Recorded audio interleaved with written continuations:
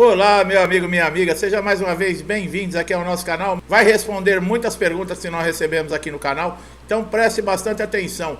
Quando a perícia judicial ela é negada, pessoal, quando você entra na justiça e você passa por uma perícia judicial devido à incapacidade que você está e o laudo é desfavorável a você, o que acontece? Olha que assunto importante que nós vamos aqui destrinchar aqui nesse vídeo, trazer todas as revelações para você, o que você deve fazer, como tudo isso funciona. Então é muito importante que você preste bastante atenção nesse vídeo e acompanhe ele com muita atenção, tá? De acordo com o artigo 436 do Código de Processo Civil, o juiz ele não fica vinculado a um laudo pericial, tá? Podendo formar a sua convicção a partir de outros elementos e fatos, tá? Provados no processo. Nós vamos falar sobre isso no decorrer do vídeo. O que acontece depois da entrega do laudo, tá? O perito, ele entrega o laudo, tá? O prazo aí é mais ou menos de 15 dias úteis. Os assistentes judiciários, eles vão dar o parecer aí, no caso, informar advogados, tá? Com relação a essa manifestação do laudo. Então, o seu advogado, se você tem um constituído dentro da justiça, ele deve lhe informar qual foi a decisão que foi tomada, tá? O regulamento da Previdência Social, número 3048 de 1999, dá o tempo estipulado para implantação do benefício quando, por exemplo, a sentença é favorável ao segurado, 45 dias. Nós vamos falar sobre todos esses prazos, como tudo funciona na justiça, então presta bastante atenção no vídeo, tá? Você, caso não seja cumprido esse período, você pode entrar com mandado de segurança. Não sabe o que é mandado de segurança? Mandado de segurança é uma ação judicial que você vai entrar para informar o juiz que o INSS não está cumprindo os prazos. Principalmente, quando é do próprio INSS e da Justiça também. Existe aí o cumprimento de sentença e o INSS, muitas vezes, ele não faz esse cumprimento. O problema do mandado de segurança é que você tem que pagar um advogado, no caso aí, para entrar com essa ação, tá? Isso está na Lei 8.213 de 1991, esses prazos que o INSS também tem para analisar aí, no caso, um pedido ou mesmo cumprimento, tá? O prazo máximo para analisar, por exemplo, um benefício não é igual para todos os benefícios. Nós já falamos isso em outros vídeos. O BPC, por exemplo, é o maior deles, 90 dias, tá? No caso aí de pensão por morte, de auxílio acidente, é 60 dias. A aposentadoria por invalidez e o auxílio doença é 45 dias, tá? O INSS, depois da sentença, que o juiz dá a sentença, o INSS tem uns 10 dias de prazo para se manifestar. Se ele não se manifestar durante esse prazo ou se manifestar após esse prazo, o juiz pode ignorar, tá? Por ser intempestiva essa manifestação. O que fazer se o perito judicial negar a sua incapacidade? E aí? Isso quer dizer que você perdeu o processo? Isso quer dizer que acabou? Bom, dá para ganhar ainda um processo de incapacidade mesmo quando o perito judicial não reconhece essa incapacidade. Sim, é possível ter sucesso em um pedido, por exemplo, de incapacidade temporária ou mesmo de incapacidade total e permanente, que seria a aposentadoria por invalidez, mesmo quando o laudo judicial é totalmente desfavorável, tá? Vocês não sabiam disso, né? Pois é, nós vamos explicar. Agora, como eu falei, como é feita uma perícia judicial, A gente fala tanto de perícia judicial e nós já falamos que, por exemplo, o perito, quanto menos você conversar com o perito, melhor. Por quê? Eu já comentei aqui que o perito também, ele tem uma receita para fazer a perícia, tá? Não é assim quando entra um segurado dentro de uma sala, ele age diferente com os segurados. Não, ele age da mesma forma com todos. Por quê? Existe um padrão para ser feita a perícia. E quando esse segurado, por exemplo, ele quebra esse padrão, por exemplo, o perito faz uma pergunta: dói aonde? Aí ele, dói aqui, mas eu também dói aqui, dói lá, dói não sei o que, não sei o que. Isso é um problema. Começa a falar demais, pessoal. Começa a colocar muito problema de saúde, de doença. Ele quebra o padrão da perícia. Por isso que nós sempre falamos: fale com o perito somente o necessário. Por que isso? Olha lá, ó. O artigo 473 do laudo pericial deve conter, o que deve conter numa perícia? A exposição do objeto da perícia, tá? Por que está acontecendo a perícia? Análise técnica ou científica realizada por perito. O que ele tem que fazer? Tem que fazer uma análise técnica, tá? Da situação. A indicação no laudo tem que estar escrito, no caso lá para o juiz, tá? Do método que foi utilizado, esclarecendo, demonstrando-se predominantemente aceito por especialistas da área do conhecimento que originou uma resposta conclusiva a todos os requisitos apresentados pelo juiz. O juiz, ele escolhe o perito judicial e ele quer respostas, tá? Então esse perito, ele tem que responder todas as perguntas do juiz, bem como emitir opiniões. O perito, no laudo, ele deve apresentar fundamentos, tá? Indicando que ele também alcançou alguma conclusão. No inciso 1, por exemplo, o perito deve apresentar uma fundamentação de linguagem simples e com coerência lógica. No inciso 2, é vedado ultrapassar os limites da designação, bem como opiniões pessoais que excedam, por exemplo, o exame técnico ou científico do objeto da perícia. No inciso 3, para o desempenho de sua função, o perito, os assistentes podem valer-se de todos os meios necessários.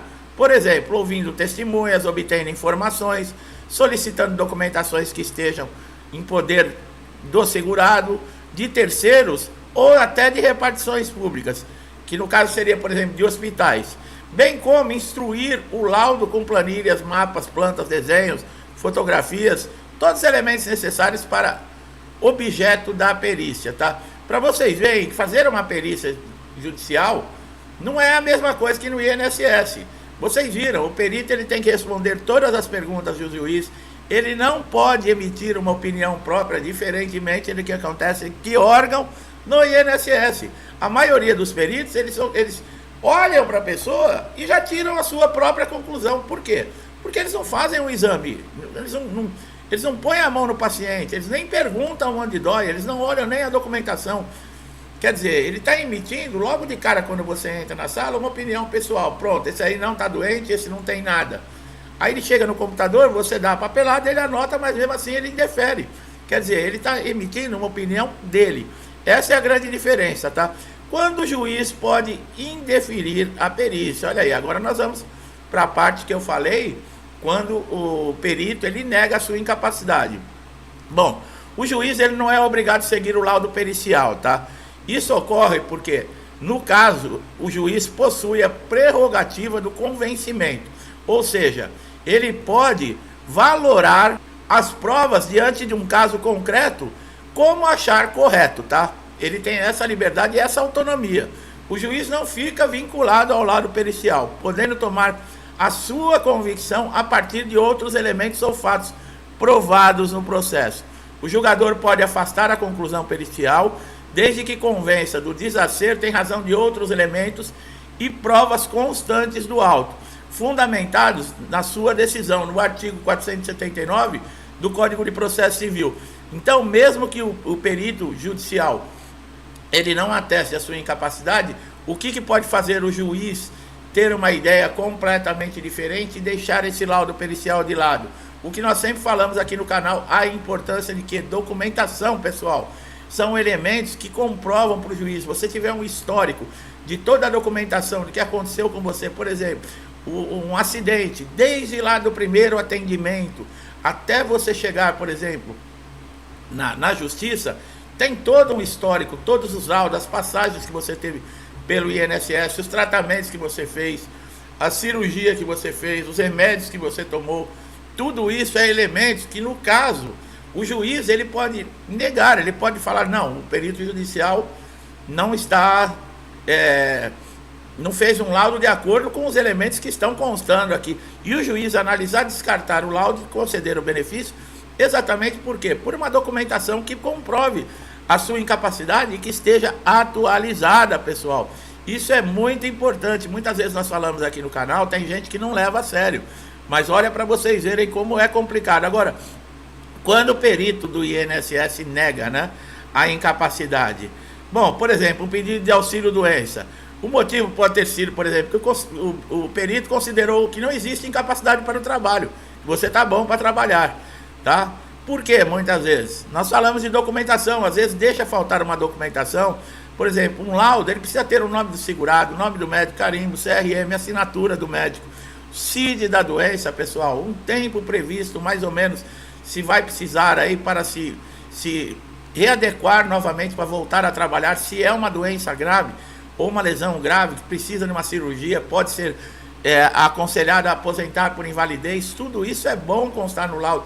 Tudo isso são elementos que você, por exemplo, no INSS, você não vai apresentar para o juiz, mas você tem que apresentar para o perito. Nós falamos em vídeo atrás que, por exemplo, cumprimento de exigência é uma coisa muito importante. Tem gente que até hoje não tem o portal Meu INSS instalado no seu smartphone, no seu PC ou notebook, acha que não tem necessidade e continua ainda até o INSS, ainda perdendo o dia inteiro às vezes, tendo que agendar um comparecimento no INSS, coisa que poderia resolver com muita facilidade da sala de casa. Quando nós falamos dessas partes de documentação, para vocês verem como é importantíssimo, tá? Agora, no caso, se o perito ele negou, você tem direito a pedir uma reconsideração. Se, por exemplo, foi o primeiro pedido, você protocolou lá o pedido de auxílio-doença, passou na primeira perícia, negou, você pode pedir uma reconsideração. Se caso for negada novamente, você vai entrar com processo administrativo, tá? Na junta administrativa. Seria melhor conseguir receber, né, e reverter esse resultado dentro do próprio INSS, porque na justiça é aquilo, pessoal, 18, 24 meses, tem todo esse esquema de passar por uma perícia judicial, tá? Vocês viram que não é fácil, tá? Não quer dizer também que entrou na justiça o processo está ganho. Além de você estar um bom tempo aguardando o fim do processo, durante esse período, se é um benefício de incapacidade, você não pode trabalhar.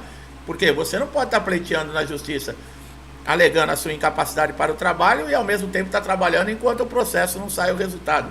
Quer dizer, não tem condições. Você vai precisar, se não tiver ninguém na sua casa que continue pagando as suas contas, você vai precisar da sua família, de um amigo, de alguém para ajudar você. É uma situação muito difícil e muito constrangedora. Mas, infelizmente, muitas vezes, o nosso direito não é respeitado, né, dentro do INSS e acaba fazendo com que esse segurado não tenha outra alternativa e parar na justiça. Então é isso, meu amigo e minha amiga. Eu espero que vocês tenham gostado do vídeo, que as informações tenham sido importantes, elucidado para você, tirado dúvidas. Pode ter certeza que esse é um conhecimento muito valioso que vai te ajudar bastante com relação ao INSS. Tem dúvidas sobre qualquer problema no INSS? Faça uma pesquisa aqui no canal, escreva na barra de pesquisas do canal o título, o problema que você está passando, que com certeza você vai encontrar vídeos aqui que vão ajudar você a resolver esse problema de uma forma mais simples. Ou uma informação que você não sabe como que funciona dentro do INSS ou mesmo dentro da justiça. Você só tem a ganhar, tá? Então, se gostou do nosso trabalho aqui, não deixe de dar um like aqui nesse vídeo, se inscrever no canal, ativar o sininho de notificação para você sempre receber nossos conteúdos em primeira mão, tá? Conteúdos diários que podem trazer aquela informação atualizada que vão ajudar você a resolver aquele problema de semanas, de dias ou até de meses e você não encontra uma solução dentro do INSS. Mas nós estamos aqui, o nosso trabalho é ajudar você. Você só tem a ganhar e o melhor de tudo, é de graça, você não paga nada. Meu amigo e minha amiga que estão sempre aqui comigo, muitos desde o início do canal, meu muito obrigado pelo incentivo, interação, compartilhamento do canal. Que Deus traga para você e para toda a sua família paz, saúde, alegria, prosperidade, tá? Tudo que eu desejo para mim, eu desejo em dobro a todos vocês. Eu deixo aqui um forte abraço e até os próximos vídeos.